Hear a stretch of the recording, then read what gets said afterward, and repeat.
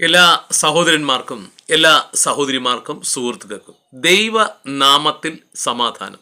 ഞാൻ നിങ്ങളുടെ പ്രിയ സഹോദരൻ അജിത്.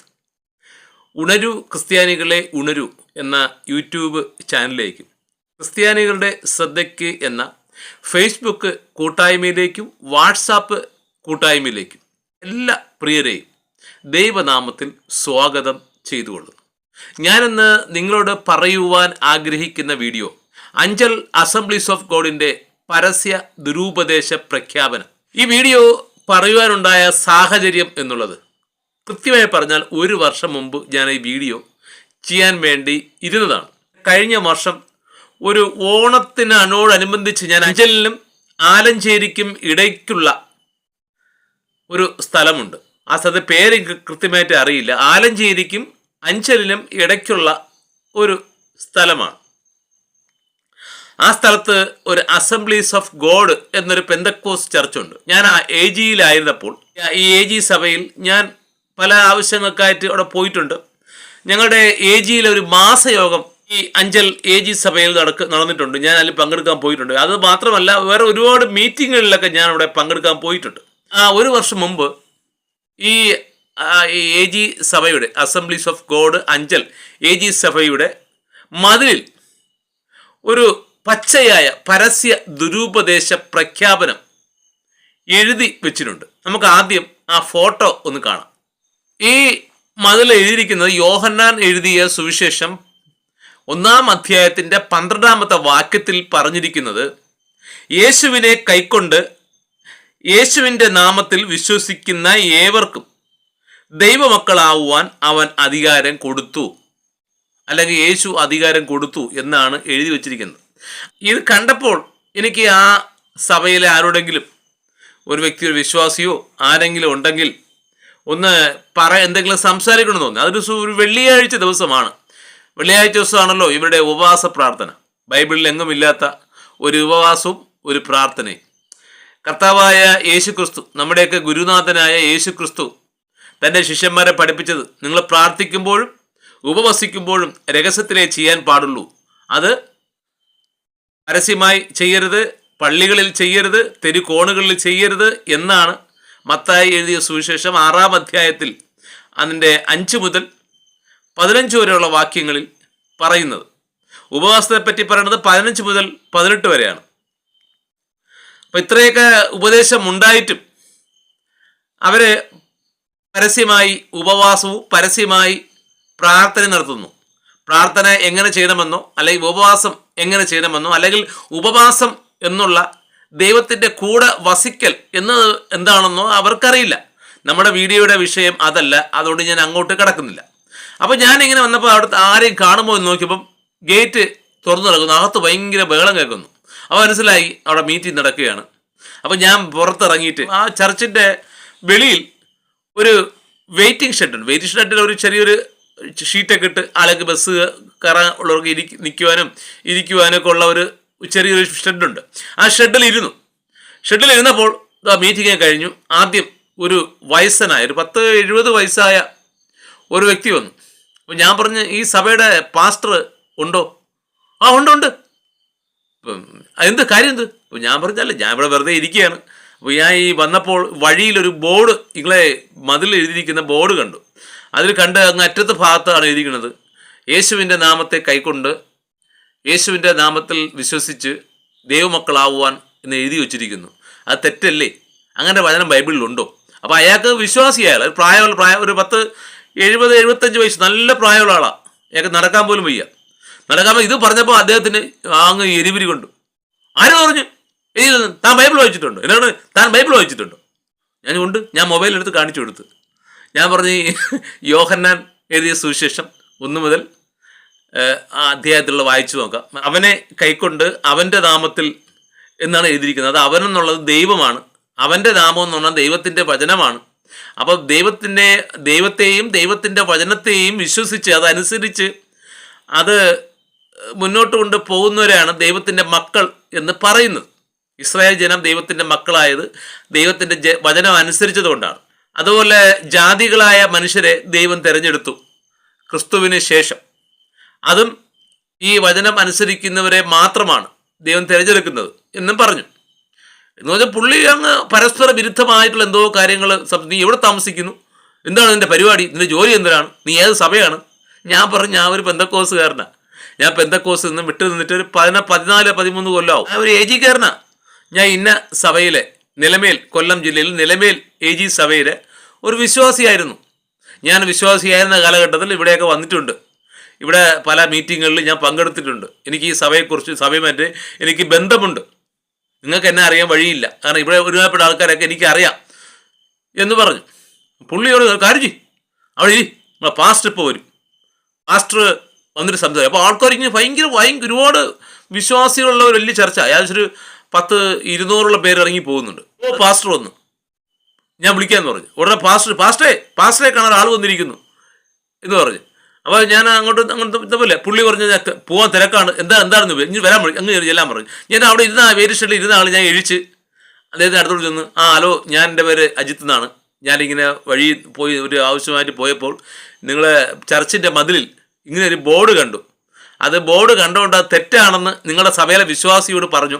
നിങ്ങളെ വിശ്വാസിക്ക് അത് മനസ്സിലാക്കാൻ പറ്റുന്നില്ല, നിങ്ങളെങ്കിലും ഒന്ന് മനസ്സിലാക്കണം എന്ന് പറഞ്ഞു. അപ്പോൾ എന്താ കാരണം, എന്താ ഏത് വചനമാണ്, ഏത് ഭാഗമാണ്? ഞാൻ പറഞ്ഞു ലാസ്റ്റ് കൊടുത്തിരിക്കുന്ന യോഹന്നാൻ എഴുതിയ സുവിശേഷം 1-ാം അധ്യായത്തിൽ 12-ാം വാക്യത്തിൽ ബൈബിളിൽ അങ്ങനെയല്ല എഴുതിയിരിക്കുന്നത്. നിങ്ങൾ ചെവിരിൽ പരസ്യമായി ഇത്രയും ജനങ്ങൾ, നാനാ വിഭാഗ ജാതിക്കാർ പോകുന്ന ഈ സ്ഥലത്ത് ഇങ്ങനെ പരസ്യമായ ഒരു ദുരുപദേശം എഴുതി വയ്ക്കുന്നത് ശരിയാണോ? ദുരുപദേശം താങ്കളോട് പറഞ്ഞു. പിന്നെ വചനത്തിൽ ഇല്ലാത്ത എഴുതിക്കുന്ന ദുരുപദേശമല്ലേ? അവനെ കൈക്കൊണ്ട് എന്ന് എഴുതിയിരിക്കുന്ന ഭാഗത്ത് യേശുവിനെ കൈക്കൊണ്ട് എന്ന് ചോദിച്ചാൽ ദുരുപദേശമല്ലേ? ആര് പറഞ്ഞു? എനിക്ക് അങ്ങനെ ഞാൻ കുറേ കാര്യങ്ങൾ അങ്ങോട്ട് ചോദിച്ചു. പുള്ളിയോടുള്ള എനിക്ക് വേറൊരു ഉച്ചശേഷം എനിക്ക് ഒരു മീറ്റിംഗ് ഉണ്ട്, ഒരു വീട്ടിൽ ഒരു പ്രാർത്ഥനയുണ്ട്, പ്രെയർ മീറ്റിംഗ് ഉണ്ട്. എനിക്ക് ഭക്ഷണം കഴിച്ചിട്ട് പെട്ടെന്ന് പോകണം, എനിക്ക് സമയമില്ല എന്ന് പറഞ്ഞു. അപ്പോൾ ഞാൻ ഇങ്ങനെ കാര്യം ചെയ്യാം, പാസ്റ്ററുടെ ഫോൺ നമ്പർ തരുമോ, ഞാൻ നമുക്ക് വീട് വൈകുന്നേരം സംസാരിക്കാമെന്ന് പറഞ്ഞു. ഫോൺ നമ്പർ തരാക്കില്ല, ഇനി എപ്പോഴും അവസരം ഉണ്ടെങ്കിൽ ഇങ്ങോട്ട് വാ, ഇവിടെ വെച്ച് സംസാരിക്കാം എന്ന് പറഞ്ഞ് പാസ്റ്ററും പാസ്റ്റർ ഭാര്യയും വേറെ 2 പിള്ളേരെന്താ ഉണ്ട്. ഈ എടുത്ത ഈ ശരവേണത്തിൽ പുള്ളി ജീവനം കൊണ്ട് ഓടി എന്ന് പറയാം. കാരണം ആ പുള്ളിക്ക് അതിനുള്ള മറുപടിയില്ല. അങ്ങനെ ഒരു സംഭവം ഉണ്ടായപ്പോൾ ആ സംഭവത്തിൻ്റെ ശരിയായ അർത്ഥം ആ യോഹന്നാൻ എഴുതിയ സുവിശേഷം 1-ാം അധ്യായത്തിൽ അതിലെ 12-ാമത്തെ വാക്യത്തിൽ ഇങ്ങനെ തെറ്റായി എഴുതി വയ്ക്കുകയും അത് പഠിക്കുകയും അത് പരസ്യമായി ജനങ്ങളെ പഠിപ്പിക്കുകയും ചെയ്യുന്നത് പക്കാ ദുരുപദേശമാണ്. ഈ പെന്തക്കോസ്തുകാരുടെ ശരിക്കും പറഞ്ഞാൽ അവർ ഭയങ്കര ബൈബിളിൽ കൊണ്ടു കിടക്കും.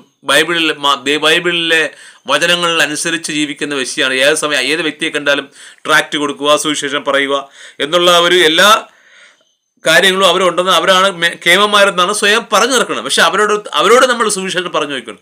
സുവിശേഷം എന്ന് പറഞ്ഞാൽ എന്താണെന്ന് പെന്തക്കോസ്തുകാർക്ക് ഈ 100 വർഷമായിട്ട് 2025 ഒരൊറ്റ മനുഷ്യർക്ക് പോലും അറിയില്ല.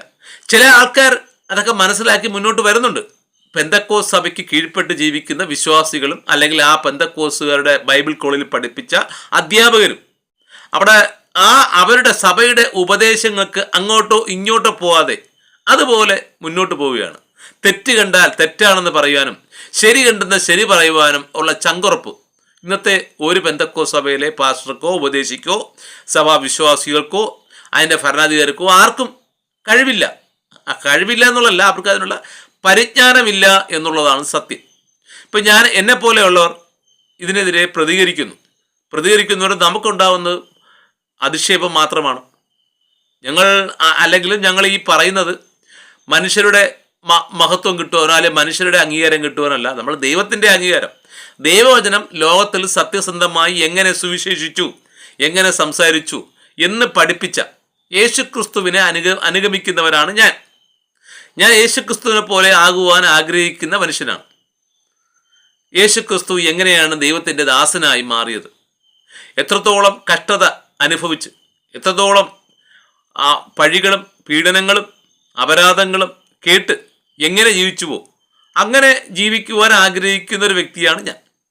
അതിനുവേണ്ടി എന്ത് പഴി കേട്ടാലും എന്ത് പീഡനം ഉണ്ടായാലും, എന്തിന് യേശുക്രിസ്തുവിനുണ്ട് പോലെ രക്തസാക്ഷിത്വം ഉണ്ടായാലും എനിക്ക് സന്തോഷമേ ഉള്ളൂ. നമ്മൾ അതിനുവേണ്ടി എൻ്റെ ജീവിതത്തിൻ്റെ ഒരു ഭാഗമാണ്. എൻ്റെ ജീവിതത്തിൽ എൻ്റെ ജീവിതം, അല്ലെങ്കിൽ എൻ്റെ കുടുംബത്തിൻ്റെ ജീവിതം, അല്ലെങ്കിൽ എൻ്റെ തലമുറയുടെ ജീവിതം, അല്ലെങ്കിൽ എൻ്റെ കുടുംബത്തിൻ്റെ ജീവിതം, ഇതിനേക്കാളൊക്കെ ഞാൻ പ്രാധാന്യം കൊടുക്കണം ദൈവവചനം എങ്ങനെ ലോകത്തിൽ എത്തിക്കാം, എങ്ങനെ പഠിപ്പിക്കാം, എങ്ങനെ ഇതൊക്കെ ആൾക്കാരെ പഠിപ്പിച്ച് മനസ്സിലാക്കാം എന്നുള്ള ചിന്തയിൽ ജീവിക്കുന്ന വ്യക്തിയാണ്. ഈ യോഹന്നാൻ എഴുതിയ സുവിശേഷം അതിൻ്റെ 1-ാം അധ്യായം 12-ാമത്തെ വാക്യം ശരിക്കും മനസ്സിലാക്കണമെങ്കിൽ അതിൻ്റെ ആദ്യം 1 മുതലേ ഒന്ന് പഠിച്ചാൽ മാത്രമേ നമുക്കത് മനസ്സിലാക്കുവാൻ കഴിയുള്ളൂ. ആദിയിൽ വചനമുണ്ടായിരുന്നു, വചനം ദൈവത്തോട് കൂടെയായിരുന്നു, വചനം ദൈവം ആയിരുന്നു എന്നുള്ള 3 കാര്യങ്ങൾ 1-ാമത്തെ വാക്യത്തിൽ പറയുകയാണ്. അതിൻ്റെ അർത്ഥം ശരിക്കും നിങ്ങൾ മനസ്സിലാക്കണം. അത് മനസ്സിലാക്കിയിട്ടില്ല എന്നുണ്ടെങ്കിൽ നിങ്ങൾ മുന്നോട്ടുള്ള നിങ്ങളുടെ ആത്മീയ ജീവിതം, അല്ലെങ്കിൽ ക്രൈസ്തവ ജീവിതം, അല്ലെങ്കിൽ ദൈവത്തെ സേവിക്കുന്ന ജീവിതം അതൊരിക്കലും പൂർണ്ണമാകില്ല. വചനം പ്രമാണിക്കുന്നതാണ് ദൈവത്തെ സേവിക്കുക എന്നുള്ളത്. വചനത്തെ നമ്മൾ പ്രമാണിക്കണമെങ്കിൽ ആദ്യം വചനം എന്താണെന്ന് പഠിക്കണം. 2-ാമത്തെ വാക്യം, അവൻ ആദിയിൽ ദൈവത്തോട് കൂടെ ആയിരുന്നു. ആ വചനം എപ്പോഴും ദൈവത്തോട് കൂടെ ആയിരുന്നു എന്നുള്ളതാണ്.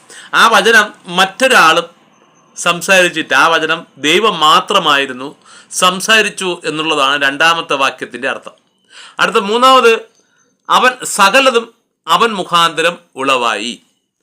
ദൈവം ഉണ്ടാക്കിയതെല്ലാം ആ വചനത്തിലൂടെ മാത്രമാണ്. വചനത്തിലൂടെ ദൈവം അത് ചെയ്യുക, ഇത് ചെയ്യുക എന്ന് ദൈവത്തിൻ്റെ സൃഷ്ടികളോട് കൽപ്പിച്ചു. ആ സൃഷ്ടികൾ അതെല്ലാം ചെയ്തു. ആ ദൈവത്തിൻ്റെ പരിജ്ഞാനപ്രകാരം, അല്ലെങ്കിൽ ദൈവത്തിൻ്റെ ശക്തിയുടെ പ്രകാരം അവരൊക്കെ അത് ചെയ്തു. എല്ലാത്തിൻ്റെയും കാരണം ആ ദൈവം, അദൃശ്യനായ ദൈവം തൻ്റെ ശബ്ദമായ വചനത്തിൽ കൂടി ഓരോന്ന് കൽപ്പിച്ച പ്രകാരമാണ് സകലതും ഉണ്ടായി എന്ന് അവിടെ എഴുതി കാണുന്നു. ഉളവായതൊന്നും അവനെ കൂടാതെ ഉളവായതല്ല. അത് എല്ലാ ഭൂമിയിലുള്ള സകല സൃഷ്ടിയും ആദിയിൽ ഉൽപ്പത്തി പുസ്തകം 1-ാം അധ്യായത്തിൽ പറയുന്ന ദൈവം 6 ദിവസം കൊണ്ട് ഉണ്ടാക്കിയ, in the beginning God created heavens and earth. അപ്പോൾ സ്റ്റാർട്ടിങ് എന്നുള്ളത് ഹെവൻസ് ആണ്, സ്വർഗീയ സൃഷ്ടികൾ. ആ സ്വർഗീയ സൃഷ്ടികൾ മുതൽ അവസാനം ഉള്ള മനുഷ്യൻ വരെ ഉള്ള സകലതും ഉണ്ടാക്കിയത് ദൈവം തന്നെയാണ്. അവൻ എന്നുള്ളത് ദൈവത്തിൻ്റെ വചനമാണ്. ആ ദൈവത്തിൻ്റെ വചനത്തിൽ ജീവൻ ഉണ്ടായിരുന്നു. ദൈവത്തിൻ്റെ വചനം കേട്ട് അത് അനുസരിക്കുന്നവരിൽ ജീവൻ ഉണ്ടായിരുന്നു എന്നാണ് അതിനർത്ഥം. അടുത്ത 3-ാമത്, ജീവൻ മനുഷ്യരുടെ വെളിച്ചമായിരുന്നു. അപ്പൊ ആ വചനം അനുസരിക്കുന്നവരിൽ ദൈവത്തിൻ്റെ പരിശുദ്ധാത്മാവ് വസിക്കും. ആ പരിശുദ്ധാത്മാവ് ലോകത്തിലേക്കുള്ള വെളിച്ചമായി, അതായത് നന്മ എന്നതിനെ പ്രണയിക്കുകയും തിന്മ എന്നതിനെ വെറുക്കുകയും ചെയ്യുന്ന മനുഷ്യരായി ആ വചനത്തെ അനുസരിക്കുന്നവർ, അല്ലെങ്കിൽ ആ വചനത്തിൽ വിശ്വസിക്കുന്നവർ, അല്ലെങ്കിൽ ആ വചനം പഠിക്കുന്നവർ ലോകത്തിൻ്റെ വെളിച്ചമായി മാറും എന്നാണ് അവിടെ എഴുതിയിരിക്കുന്നത്. വെളിച്ചം ഇരുളിൽ പ്രകാശിക്കുന്നു എന്നുള്ളതാണ്. വെളിച്ചം എന്നുള്ളത് ഇരുളിനെ പ്രകാശിപ്പിക്കുന്നതാണ്. അതായത് വെളിച്ചം എന്നുള്ളത് ദൈവത്തിൻ്റെ വചനവും, ഇരുള് എന്നുള്ളത് ദുരുപദേശത്തെയുമാണ് അവിടെ പറയുന്നത്. ഇപ്പം ഈ ലോകത്തിൻ്റെ സകല ദൈവത്തിൻ്റെ വചനങ്ങൾക്കെതിരായ സകല ശക്തികളെയും തകർത്തെറിയുന്നത്, ആ അന്ധകാര ശക്തികളെ തകർത്തെറിയുന്നത് ദൈവത്തിൻ്റെ വചനം പഠിച്ചതനുസരിച്ച് ആ ദൈവത്തിൻ്റെ ആത്മാവ് വസിക്കുന്ന മനുഷ്യൻ്റെ അടുക്കൽ ദുരുപദേശികളുടെ ഒരു ഉഡായിപ്പും ഒരു ശത്രുത്വവും ഉണ്ടാകില്ല. ആ വെളിച്ചമുള്ളിടത്ത് ഇരുട്ടുണ്ടാകില്ല എന്നാണ് അവിടെ എഴുതിയിരിക്കുന്നത്. ഇരുളോ അതിനെ പിടിച്ചടക്കിയില്ല. ഇരുളിൽ ഒരിക്കലും, ദുരുപദേശത്തിന് ഒരിക്കലും സത്യവചനത്തിനെ പിടിച്ചടക്കാൻ കഴിയില്ല. ഇന്ന് കുറേ ആൾക്കാർ ഇറങ്ങിയിട്ടുണ്ട്. സത്യവചനത്തിൻ്റെ ബൈബിളും കയ്യിലെടുത്ത് ദുരുപദേശം പ്രചരിപ്പിക്കുന്ന ചില കലാപരിപാടികൾ. അത് ആ പറയുന്ന അവന് തന്നെ അറിയില്ല അത് ദുരുപദേശമാണെന്ന്. സഭ അവനെ എന്ത് പഠിപ്പിച്ചോ അതാണ് അവന് വചനം. ബൈബിളിലുള്ളത് അത് എഴുതിയിരിക്കും. അതുകൊണ്ട് നിനക്ക് എന്തെങ്കിലും ഗുണമുണ്ടോ? നീ ദുരുപദേശം പ്രചരിപ്പിച്ചത് കൊണ്ട് നിനക്ക് എന്തെങ്കിലും നേട്ടമുണ്ടോ? എന്നാൽ നീ സത്യ ഉപദേശം നീ പ്രചരിക്കുമ്പോൾ നിനക്ക് ഗുണമുണ്ടാകുന്നു. നീ ലോകത്തിന്റെ വെളിച്ചമായി മാറുന്നു. നീ അന്ധകാരത്തിൽ കിടക്കുന്ന നീ ലോകത്തിന്റെ സത്യ വെളിച്ചമായി മാറുന്നു. നീ പ്രകാശിക്കുന്നു. നീ ദൈവത്തിന്റെ പുത്രനായി മാറുന്നു. ലോകത്തിന്റെ വെളിച്ചത്തെയാണ് ദൈവത്തിന്റെ സന്തതികൾ എന്ന് പറയുന്നത്. ദൈവം അയച്ചിട്ട് ഒരു മനുഷ്യൻ വന്നു, അവന് യോഹന്നാൻ എന്ന പേര്. ഇവിടെയാണ് ശരിക്കും ഈ വചനം, ഈ യോഹന്നാൻ എഴുതിയ സുവിശേഷം 1-ാമത്തെ അധ്യായം 5 വാക്യങ്ങൾ വരെ പറഞ്ഞു. ഈ 5 വാക്യങ്ങൾ ആരാണ് പറഞ്ഞു, എന്തിനാണ് പറഞ്ഞു എന്ന് മനസ്സിലാക്കുന്നത് ഈ ഒരു വചനത്തിൽ കൂടിയാണ്. ഇത് പറഞ്ഞത് യോഹന്നാനാണ്. യോഹന്നാൻ ദൈവം കൽപ്പിച്ച പ്രകാരം ലോകത്തെ അറിയിക്കുവാൻ, ഈ സന്ദേശം അറിയിക്കുവാൻ വന്നവനാണ് യോഹന്നാൻ. ആ യോഹന്നാൻ പറഞ്ഞതാണ് സുവിശേഷം, സന്തോഷമുള്ള വാർത്ത. ആ വാർത്തയുടെ തുടക്കമാണ് ഈ ആദിയിൽ വചനമുണ്ടായിരുന്നു, വചനം ദൈവമായിരുന്നു, വചനം ദൈവത്തോടു കൂടെ ആയിരുന്നു എന്ന് തുടങ്ങുന്ന ആ ഭാഗം യോഹന്നാൻ ഇസ്രായേൽ ജനത്തോട് വിളിച്ചു പറഞ്ഞ, മരുഭൂമിയിൽ നിന്ന് വിളിച്ചു പറഞ്ഞ സുവിശേഷത്തിന്റെ ആരംഭമാണ്. പലരും പറഞ്ഞത് ഇത് യോഹന്നാൻ എഴുതിയില്ല, എഴുതിയ യോഹന്നാൻ പറയുന്ന കാര്യമാണ് ഇതിൽ പറയുന്നു, ഒരു യേശുക്രിസ്തുവിനെ കുറിച്ചുള്ള ഒരു ഇൻട്രൊഡക്ഷൻ കൊടുക്കുന്നു എന്നാണ് പലരും പഠിപ്പിക്കുന്നത്. ഇത് തെറ്റാണ്. ഇത് സ്നാപക യോഹന്നാൻ ഇസ്രായേൽ ജനത്തോട് വിളിച്ചു പറഞ്ഞ സുവിശേഷ പ്രസംഗത്തിന്റെ ആരംഭമാണ്. അവിടെ യോഹന്നാൻ ഇസ്രായേൽ ജനത്തെ സാക്ഷീകരിക്കുകയാണ്. എൻ്റെ പേര് യോഹന്നാനാണ്, ഞാൻ വന്നത് ദൈവം അയച്ചിട്ട് വന്നവനാണ് എന്നാണ് അവിടെ വിളിച്ചു പറയുന്നത്. ദൈവം അയച്ചിട്ട് ഒരു മനുഷ്യൻ വന്നു, അവന് യോഹന്നാൻ എന്ന പേര്, അതാണ് ഞാൻ എന്നാണ് യോഹന്നാൻ അവിടെ പറയുന്നത്. അടുത്ത് പറഞ്ഞു, അവൻ സാക്ഷ്യത്തിനായി താൻ മുഖാന്തിരം എല്ലാവരും വിശ്വസിക്കേണ്ടതിന് വെളിച്ചത്തെക്കുറിച്ച് സാക്ഷ്യം പറയുവാൻ വന്നു. ദൈവം എന്നെ അയച്ചത് എന്തിനാണ് എന്നാണ് അടുത്ത് പറയുന്നത്, 7-ാമത്തെ വാക്യം. അവന്റെ സാക്ഷ്യത്തിനായി, അവൻ സാക്ഷ്യത്തിനായി, അതായത് ഞാൻ വന്നത് ദൈവം എന്നെ അയച്ച ഒരു സന്ദേശം, ഒരു വാർത്ത, ഒരു സത്വാർത്ത, ഒരു സുവിശേഷം, അത് ലോകത്തെ അറിയിക്കുവാനായി, ഞാൻ അതിന് സാക്ഷ്യം പറയുവാനായി വന്നവനാണ് എന്നാണ് അടുത്ത് പറഞ്ഞത്. താൻ മുഖാന്തരം എല്ലാവരും വിശ്വസിക്കേണ്ടതിന്, അതായത് ഞാൻ ഈ പറഞ്ഞ വചനങ്ങൾ, ഉപദേശങ്ങൾ, സുവിശേഷം, സത്വാർത്ത ഇസ്രായേൽ ജനം എല്ലാവരും വിശ്വസിക്കേണ്ടതിനാണ് എന്നെ ദൈവം അയച്ചത്. വെളിച്ചത്തെക്കുറിച്ച് സാക്ഷ്യം പറയുവാൻ വന്നു. വെളിച്ചം എന്നുള്ളത് ദൈവത്തിൻ്റെ വചനമാണ്. ദൈവത്തിൻ്റെ കളങ്കമില്ലാത്ത സ്നേഹത്തിൻ്റെ, വിശുദ്ധിയുടെ, വേർപാടിൻ്റെ ആ വചനത്തെ ലോകത്തെ അറിയിക്കുവാൻ ഞാൻ മുഖാന്തരം ഇസ്രായേൽ ജനം വിശ്വസിക്കേണ്ടതിന് ഞാൻ വന്നു, ദൈവം എന്നെ അയച്ചു എന്നാണ് അടുത്ത് യോഹന്നാനോട് പറയുന്നത്. അത് സ്നാപക യോഹന്നാൻ പറയുന്ന പ്രസംഗത്തിൻ്റെ ഒരു ഭാഗം മാത്രമാണ്. അവൻ വെളിച്ചം ആയിരുന്നില്ല, വെളിച്ചത്തെക്കുറിച്ച് സാക്ഷ്യം പറയുവാൻ വന്നവനത്രേ എന്നാണ് എഴുതിയത്. അത് ഒരിക്കലും യോഹന്നാൻ ഒരിക്കലും വെളിച്ചമാകുന്നില്ല. യോഹന്നാൻ ഒരിക്കലും ദൈവമല്ല. യോഹന്നാൻ വെളിച്ചത്തെക്കുറിച്ച് സാക്ഷ്യം പറയുവാൻ വന്നാണ്. ആ സത്യം, ആ വെളിച്ചം, മനുഷ്യരിൽ വസിക്കേണ്ട ആ ദൈവിക തേജസ് എന്താണ് എന്ന് ലോകത്തെ പഠിപ്പിക്കുവാൻ അയച്ചവനാണ് യോഹന്നാൻ എന്നാണ് അടുത്ത് പറയുന്നത്. ഏത് മനുഷ്യനെയും പ്രകാശിപ്പിക്കുന്ന സത്യവെളിച്ചം ലോകത്തിലേക്ക് വന്നുകൊണ്ടിരുന്നു. ഏത് മനുഷ്യനെയും പ്രകാശിപ്പിക്കുന്ന സത്യവെളിച്ചം, അത് ദൈവത്തിൻ്റെ പരിശുദ്ധാത്മാവ്. ഒരു മനുഷ്യനിൽ ദൈവത്തിൻ്റെ ആത്മാവ് വരുമ്പോഴാണ് അവൻ വെളിച്ചമുള്ളവനായി, അവനിൽ വിശുദ്ധിയുള്ളവനായി, അവൻ യഥാർത്ഥ മനുഷ്യനായി, ദൈവത്തിൻ്റെ സ്വരൂപത്തിലും സാദൃശ്യമുള്ള യഥാർത്ഥ മനുഷ്യനായി അവൻ മാറുന്നത് അവനിൽ ദൈവത്തിൻ്റെ പരിശുദ്ധാത്മാവ് വസിക്കുമ്പോഴാണ്. അതിനുള്ള ഏക മാർഗം എന്നുള്ളത് ദൈവവചനം അനുസരിക്കുക എന്നത് മാത്രമാണ്, വേറെ ഒന്നുമില്ല. ദൈവത്തെ സേവിക്കുക എന്നുള്ളത് ദൈവവചനം എന്താണെന്ന് പഠിക്കുക, ദൈവവചനം ആ പഠിച്ചത് അനുസരിക്കുക, അത് മറ്റുള്ളവരെ പഠിപ്പിക്കുക. ഇത് 3 കാര്യങ്ങൾ മാത്രമേ ദൈവം മനുഷ്യനിൽ നിന്ന് ആഗ്രഹിക്കുന്നുള്ളൂ. ഇന്ന് എല്ലാ പെന്തക്കോസ്ത് സഭകളിലും, അല്ലെങ്കിൽ അതുപോലെ കത്തോലിക്ക മുതലുള്ള എല്ലാ സഭകളും, എല്ലാ വിഭാഗ സഭകളും അവരവരുടെ ഇഷ്ടപ്രകാരം, അവരുടെ മാനുഷികമായ ചിന്തകൾ പ്രകാരം, മാനുഷികമായ ആലോചന പ്രകാരം, പൈശാചിക ആലോചന പ്രകാരം എന്ന് വേണമെങ്കിൽ പറയാം, അതും പ്രകാരമുള്ള ആചാര അനുഷ്ഠാനങ്ങളാണ് എല്ലാ സഭകളും നടക്കുന്നത്. പെന്തക്കോസ്ത് സഭകളിലാണെങ്കിൽ എപ്പോഴും ബൈബിള്, കിടക്കപ്പോൾ ബൈബിള്, ഉറങ്ങുമ്പം ബൈബിള്, നടക്കുമ്പം ബൈബിള്, അത് ആൾക്കാരെ കാണിച്ചുകൊണ്ട് പോകുന്നു. ബൈബിൾ കത്തോലിക്കരെ ആണെങ്കിൽ ഒരു കവറിലെ ബാഗിലൊക്കെ ഇട്ടാണ് കൊണ്ടുപോകുന്നത്. ഇവർ ബൈബിൾ എടുത്ത് റോട്ടിൽ ആൾക്കാർ കാണിച്ചുകൊണ്ട് പോകും, ഞാൻ ബൈബിൾ കൊണ്ടുപോകുന്നതിനാണേ എന്ന് മറ്റേ ബോധ്യപ്പെടുത്തുവാൻ. എന്നാൽ അതിൽ വചനം എന്താണെന്ന് പഠിക്കൂ, അതിലുള്ള കുറേ മുറിവാക്യങ്ങൾ പഠിക്കൂ. അതിൽ ദൈവം ഒരു മനുഷ്യനോട് പറയുന്ന ഒരു കൽപ്പനകൾ, പ്രമാണങ്ങൾ, ചട്ടങ്ങൾ, ഇതനുസരിക്കണം, ഇതനുസരിക്കാൻ പാടില്ല, അങ്ങനെയുള്ള ഏതെങ്കിലും ഒരു വചനം ഒരു പെന്തക്കോസ് സഭകളിലോ അല്ലെങ്കിൽ അത് പെന്തക്കോസ് അല്ലാത്ത മോളുള്ള ഭയങ്കര പാരമ്പര്യമുണ്ടെന്ന് അവകാശപ്പെടുന്ന ഏതെങ്കിലും സഭകളിൽ പഠിപ്പിക്കുന്നുണ്ടോ? ഇല്ല. അവരെ അറിയുന്നത് പോലെ പഠിപ്പിക്കുന്നതിന് പഠിപ്പിക്കാൻ അറിയണ്ടേ? അവൻ്റെ സഭ 100 വർഷം മുമ്പ് പഠിപ്പിച്ചു, അല്ലെങ്കിൽ മറ്റ് സഭകളാണെങ്കിൽ പാരമ്പര്യ സഭകൾ 1500 വർഷം നീണ്ടു നിൽക്കുന്ന ആ ഒരു പാരമ്പര്യം ഇപ്പോഴും പിൻപറ്റി പോകുന്നു. ഒരൊറ്റ ഒരുത്തം പോലും അതിനെതിരെ പ്രതികരിക്കുവാനോ അല്ലെങ്കിൽ അത് പഠിക്കുവാനോ ശ്രമിക്കുന്നില്ല. അവൻ ഇപ്പോഴും അടിമ തന്നെ. മറ്റേ സങ്കീർത്തന പുസ്തകത്തിൽ പറയും പോലെ, നിങ്ങൾ ബുദ്ധിയില്ലാത്ത കോവർ കഴുതകളെ പോലെ ആവരുത്. മറ്റ് മനുഷ്യരുടെ വിഴുപ്പുകൾ ചുമക്കുന്നവനാണ് കഴുത. അവന് മനുഷ്യന്റെ വിഴുപ്പുകൾ ചുമക്കുവാനല്ല ദൈവം അവനെ സൃഷ്ടിച്ചത്. അവൻ കാട്ടിലെ ജീവിക്കുന്ന ഒരു ജീവിയാണ്. അല്ലെങ്കിൽ കുതിര ഒരിക്കലും മനുഷ്യന് വേണ്ടി ഉണ്ടാക്കിയ ജീവിയല്ല, അത് കാട്ടിൽ ജീവിക്കേണ്ട ഒരു ജീവിയാണ്. അവനെ മനുഷ്യൻ കീഴ്പ്പെടുത്തി, അല്ലെ കോവർ കഴുതയെ, ഭാരം ചുമക്കുന്ന കോവർ കഴുതകളെയും അല്ലെങ്കിൽ അവനെ മനുഷ്യന് സഞ്ചരിക്കാനുള്ള വാഹനമാക്കി കുതിരയും മാറ്റുന്നു. അതെന്തുകൊണ്ടാ?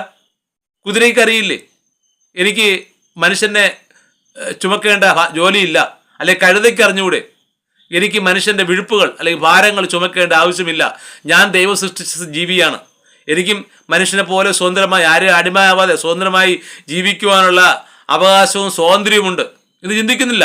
അതുപോലെ തന്നെയാണ് ഇന്നത്തെ ക്രൈസ്തവ സഭാ വിശ്വാസികൾ. ആർക്കും സ്വന്തമായി സ്വാതന്ത്ര്യം ആവശ്യമില്ല. എല്ലാവർക്കും സഭയുടെ അടിമയായി മാറുക എന്നുള്ളതാണ്, ദുരുപദേശത്തിന് അടിമയായി മാറുക എന്നുള്ളത് മാത്രമാണ്.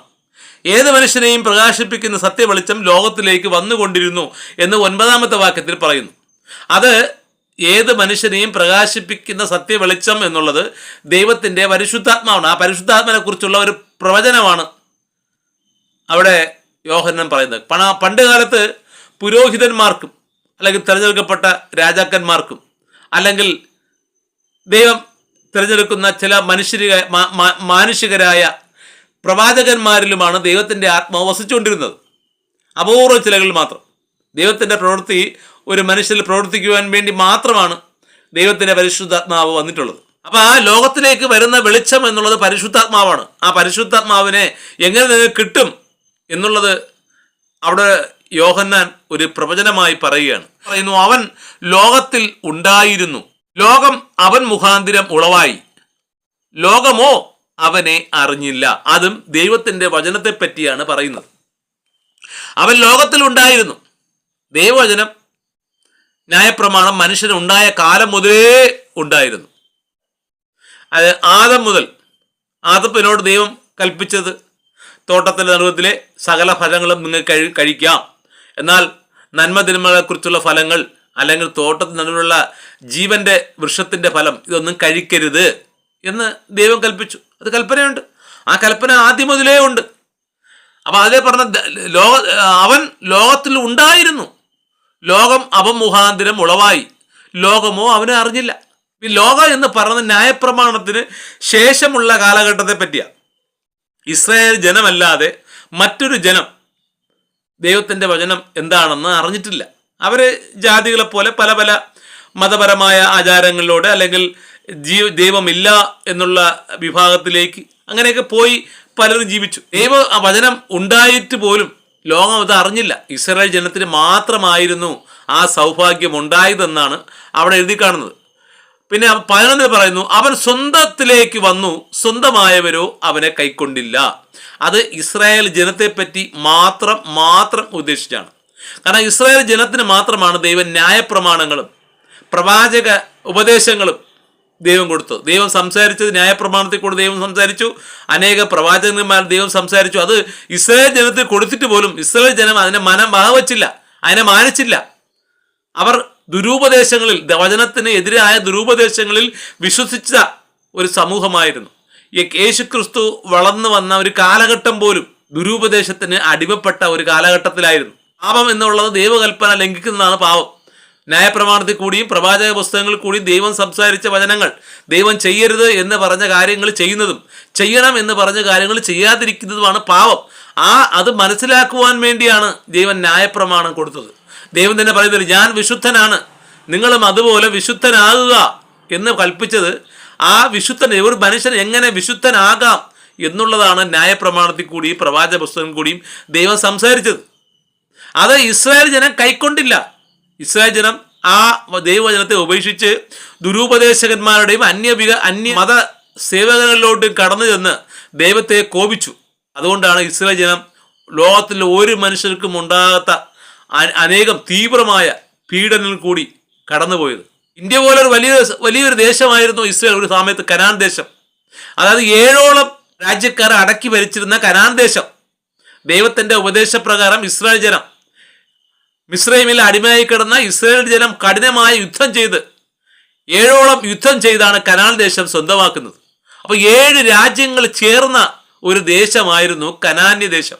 ആ കനാന്യ ദേശം ഇപ്പോൾ അതിന്റെ 10-1 ഭാഗം മാത്രമേ ഉള്ളൂ ഇന്നത്തെ ഇസ്രായേൽ. ഇസ്രായേലിലെ പ്രധാനപ്പെട്ട സ്ഥലങ്ങളെല്ലാം, യേശുക്രിസ്തുവിന്റെ ശവകുടീരവും യെരുശലേം ദേവാലയവും മറ്റുള്ള പല സ്ഥലങ്ങളും ഇന്ന് പാലസ്തീന്റെ കയ്യിലാണ്. ഇസ്രായേലിൽ കുറച്ചൊരു ദേശം മാത്രമേ ഉള്ളൂ, കേരളം പോലുള്ള ഒരു കൊച്ചു ജില്ലയുടെ അത്രയേ ഉള്ളൂ ഇപ്പൊ ഇസ്രായേൽ. അവർക്കുണ്ടായ പീഡനം, അവിടുത്തെ ഓരോ മനുഷ്യനും, ഓരോ പുരുഷനും, ഓരോ സ്ത്രീക്കും, ഓരോ കുഞ്ഞുങ്ങൾക്ക് പോലും ഉണ്ടായ പീഡനങ്ങൾ ലോകത്തിലെ ഒരു രാജ്യങ്ങൾക്കാർക്കും ഉണ്ടായില്ല എന്നുള്ളതാണ് സത്യം. അനേകം വഴിയിൽ പോണതും വരത് എല്ലാ രാജ്യക്കാരും കയറി കയ്യേറ്റം ചെയ്ത അല്ലെങ്കിൽ അവരെ അടിമയാക്കിയ ഒരു സമൂഹമാണ് ഇസ്രായേൽ 1948 മുമ്പ്. അതിനുശേഷം അവരെന്തൊക്കെയാണ്, ഇന്നും അവരെന്തൊക്കെയാണ്. അപ്പോൾ അവർക്ക് ഉണ്ടാവാനുള്ള കാരണം, അന്നുണ്ടായതും ഇന്ന് നടക്കുന്നതുമായ പീഡനങ്ങൾക്ക് കാരണം ദൈവവചനം അവർ ലംഘിച്ചു എന്നുള്ളതാണ്. ദൈവം അവർക്ക് മാത്രമായി കൊടുത്ത വിശിഷ്ടമായ ഒരു വചനത്തെ അവരെ അംഗീകരിച്ചില്ല. അവരിപ്പോഴും ഈ സമയത്ത് പോലും, ഈ 2025 കാലഘട്ടത്തിൽ പോലും ഇസ്രായേൽ ജനം ന്യായപ്രമാണത്തെയോ പ്രവാചക പുസ്തകങ്ങളിലെയോ ദൈവകൽപ്പനകളെ മാനിക്കുന്നില്ല എന്ന് ഇന്ന് ഓരോ ഇസ്രായേൽ പൗരന്മാരെയും ഓരോ ഇസ്രായേൽ സ്ത്രീകളെയും കാണുമ്പോൾ നമുക്ക് വ്യക്തമായി മനസ്സിലാക്കാൻ കഴിയും. പിന്നെ അവനെ കൈക്കൊണ്ട് അവന്റെ നാമത്തിൽ വിശ്വസിക്കുന്ന ഏവർക്കും ദൈവമക്കളാവുവാൻ അവൻ അധികാരം കൊടുത്തു എന്നുള്ളതാണ് 12ാമത്തെ വാക്യം. ഈ 12ാമത്തെ വാക്യത്തെയാണ് ഈ അഞ്ചൽ AG സഭക്കാർ, അസംബ്ലീസ് ഓഫ് ഗോഡ് സഭക്കാർ പരസ്യമായി മതിൽ എഴുതി വച്ചിരിക്കുന്നത്. യേശുവിനെ കൈക്കൊണ്ട് യേശുവിന്റെ നാമത്തിൽ വിശ്വസിക്കുന്ന ഏവർക്കും ദൈവമക്കളും ആവുവാൻ യേശു അധികാരം കൊടുത്തു എന്നാണ് എഴുതി വച്ചിരിക്കുന്നത്. ഇത് പരസ്യമായ വചനവിരുദ്ധമാണ്, ദുരുപദേശമാണ്, വചന പരിജ്ഞാനമില്ലായ്മയാണ്. ഇത് കണ്ടല്ലേ ആ സഭയിൽ പോണ ആൾക്കാർ കണ്ടുപഠിക്കുകയും. കഴിഞ്ഞ പ്രാവശ്യം ഞാനൊരു പാട്ട്, നമ്മളെ അടിമാലി ബ്രദറിന്റെ പാട്ടിനെ പറ്റി ഒരു വീഡിയോ ഇട്ടതാണ്. അതിൽ അടിമാലി ബ്രദർ പറഞ്ഞു, ആകാശത്തെ സൃഷ്ടിച്ചത്, ഭൂമിയെ സൃഷ്ടിച്ചത്, ഭൂമിയിലെ മനുഷ്യരെ സൃഷ്ടിച്ചത്, മൃഗങ്ങളെ സൃഷ്ടിച്ചത്, സസ്യങ്ങളെ സൃഷ്ടിച്ചത്, വീട്ടിലെ മുല്ലയെ സൃഷ്ടിച്ചത് എല്ലാം യേശുവാണെന്നാണ് അദ്ദേഹം പറയുന്നത്. അതുപോലെ ആയി തീരുവാനുള്ള കാരണം അത് ഒരു അടിമാലിയാണ്. ഇത് ഒരുപാട് അടിമാലിമാർ ഇന്ന് കേരളത്തിലും ലോകത്തിന്റെ പല ഭാഗങ്ങളിലും ഉണ്ട്. അതിന് കാരണം ഇത്തരത്തിലുള്ള പരസ്യമായ ദുരുപദേശ ബോർഡുകളാണ്. അത് കാണുമ്പോൾ അവരത് വിശ്വസിക്കും. അപ്പോൾ യേശുവിൽ വിശ്വസിച്ച്, എന്നാൽ യേശുവിൽ വിശ്വസിച്ച് അല്ല, യേശുവിനെ കൈക്കൊണ്ട് അവന്റെ നാമത്തിൽ യേശുവിനെ കൈക്കൊണ്ട് യേശുവിന്റെ നാമത്തിൽ വിശ്വസിച്ചാൽ നമുക്ക് ദൈവമക്കളാണ്. അപ്പം നമ്മൾ ദൈവമക്കളാ. പെന്തക്കോസ്തലം പൊതുവെ പറയണത് നമ്മൾ ദൈവമക്കളാണെന്നാണ്. എങ്ങനെ ദൈവമക്കളാവാൻ പറ്റും? അതിങ്ങനെ യേശുവിനെ കൈക്കൊണ്ടെന്ന് പറഞ്ഞാൽ എന്താണെന്ന് അറിയാമോ? ക്രിസ്തുവിനെ വിശ്വസിച്ചുകൊണ്ട് അവന്റെ നാമത്തിൽ എന്ന വാക്കിന്റെ അർത്ഥം ഏതെങ്കിലും ബന്ധക്കോസുകാരൻ അറിയാമോ? നാമം എന്ന് പറഞ്ഞാൽ വചനം എന്നാണ്. അപ്പോൾ അവനെ കൈക്കൊണ്ട് അവന്റെ നാമത്തിൽ വിശ്വസിക്കുന്ന, ദൈവത്തെ വിശ്വസിച്ച് ദൈവത്തിന്റെ നാമത്തിൽ ദൈവത്തിന്റെ വചനത്തിൽ വിശ്വസിക്കുന്നവർക്കാണ് ദൈവമക്കളാവാനുള്ള അധികാരം ദൈവം കൊടുത്തത്. ഇവിടെ അവൻ തിരിച്ചു വെച്ചിരിക്കുക. തിരിച്ചു വെച്ചിരിക്കുക മാത്രമല്ല, അതിന്റെ അർത്ഥം പറയണ്ട, കൈക്കൊള്ളുക എന്നുള്ളത് വിശ്വസിക്കുക എന്നുള്ളതാണ്. ഇപ്പൊ അവന്റെ നാമത്തിൽ വിശ്വസിക്കുന്ന, അപ്പൊ നാമം അവന്റെ വചനം അനുസരിക്കുന്നവർക്ക് ദൈവമക്കളാവുക. അപ്പം അതും ഒരു വിധത്തിൽ ശരിയാണെന്ന് പറയാം. കാരണം അതും ഒരു വഴിക്ക് പറയുമ്പോൾ അത് ശരിയാ. യേശുവിനെ കൈക്കൊണ്ട് യേശുവിന്റെ നാമത്തിൽ വിശ്വസിക്കുന്ന ഏവർക്കും ദൈവമക്കൾ, അത് ഒരു വഴിക്ക് ചിന്തിക്കുകയാണെങ്കിൽ അത് ശരിയാണ്. കാരണം യേശു പറഞ്ഞ വചനങ്ങൾ ഒന്നും സ്വന്തം വചനങ്ങളല്ല, എല്ലാം പിതാവായ ദൈവം യേശുവിനോട് പറയാൻ കൽപ്പിച്ച വചനങ്ങളാണ്. ആ വചനങ്ങൾ മാത്രമാണ് യേശു ലോകത്തോട് സംസാരിച്ചിട്ടുള്ളത്.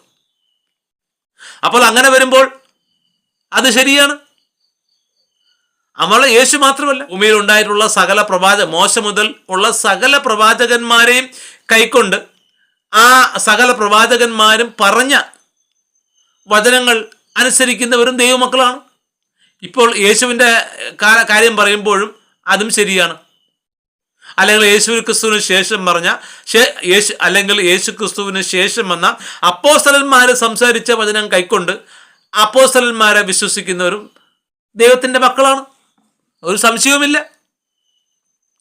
അതുകൊണ്ട് പ്രിയ AG സഹോദരങ്ങളെ, നിങ്ങൾ ഈ യേശു ആരാണെന്നോ അല്ലെങ്കിൽ ദൈവം ആരാണെന്നോ അല്ലെങ്കിൽ ബൈബിൾ എന്താണോ എന്നുള്ള ഒരു ബേസിക് ആയിട്ടുള്ള പഠനം അസംബ്ലീസ് ഓഫ് ഗോഡ് എന്ന സഭ എന്ന് മാത്രമല്ല, അസംബ്ലീസ് ഗോഡ് എന്ന സഭയ്ക്ക് മാത്രമല്ല, എല്ലാ പെന്തക്കോസ്ത് സഭകൾക്കും, എല്ലാ പെന്തക്കോസ്ത് സഭകൾ മാത്രമല്ല, കേരളത്തിലുള്ള സ്വയം ക്രിസ്ത്യാനികളെന്ന് അവകാശപ്പെട്ട് നെറ്റിയിൽ ബോർഡ് എഴുതി വെച്ചിരിക്കുന്ന നടക്കുന്ന സകല ക്രിസ്ത്യാനികളും അറിഞ്ഞിരിക്കേണ്ട ഒരു കാര്യമാണ്.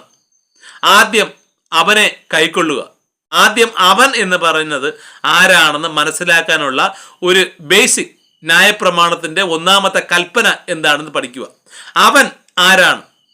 ഞാനല്ലാതെ നിനക്ക് മറ്റൊരു ദൈവം ഉണ്ടാകരുത് എന്ന് കൽപ്പിച്ച യഹോവയായ ദൈവമാണ് അവൻ എന്ന് നിങ്ങൾ മനസ്സിലാക്കുക. പിന്നെ അവൻ്റെ നാമത്തിൽ എന്ന് പറഞ്ഞാൽ അവൻ്റെ വചനമാണ്. ന്യായപ്രമാണത്തിൽ കൂടിയും പ്രവാചക പുസ്തകങ്ങളിൽ കൂടിയും അല്ലെങ്കിൽ യേശുക്രിസ്തു പറഞ്ഞ നിത്യജീവന്റെ വചനങ്ങളിൽ കൂടിയും അതിനുശേഷം വന്ന സഭയ്ക്കുള്ള ഉപദേശമായ അപ്പോസ്തലന്മാർ പറഞ്ഞ വചനങ്ങളിൽ കൂടിയും പറയുന്ന കാര്യങ്ങൾ, കൽപ്പനകൾ, പ്രമാണങ്ങൾ, ചട്ടങ്ങൾ, ഉപദേശങ്ങൾ, ഇതാണ് അവൻ്റെ നാമത്തിൽ നിന്ന് മനസ്സിലാക്കുക. അത് പഠിക്കുക, അത് വിശ്വസിക്കുക, അത് അനുസരിക്കുക, അത് പുതിയ തലമുറയിലേക്ക് അല്ലെങ്കിൽ സഹതലമുറയിലേക്ക് പഠിപ്പിക്കുക. ഇത് മൂന്നും നിങ്ങൾ ചെയ്യുമ്പോൾ മാത്രമാണ് നിങ്ങൾ ദൈവ മക്കളായി മാറുന്നത്. അല്ല എങ്കിൽ നിങ്ങൾ ശരിക്കും പറഞ്ഞാൽ സാത്താൻ്റെ സന്തതികളാണ്, സാത്താൻ്റെ മക്കളാണ്, എതിർ ക്രിസ്തുവിൻ്റെ മക്കളാണ്, സർപ്പ സന്തതികളാണ്. എൻ്റെ ഈ വീഡിയോ ഇതുവരെ കേട്ട എല്ലാ പ്രിയ സഹോദരങ്ങൾക്കും ദൈവ നാമത്തിൽ നന്ദി അർപ്പിക്കുന്നു. അടുത്ത ഒരു വീഡിയോ കാണും വരെ എല്ലാവർക്കും നല്ലൊരു ഗുഡ് ബൈ.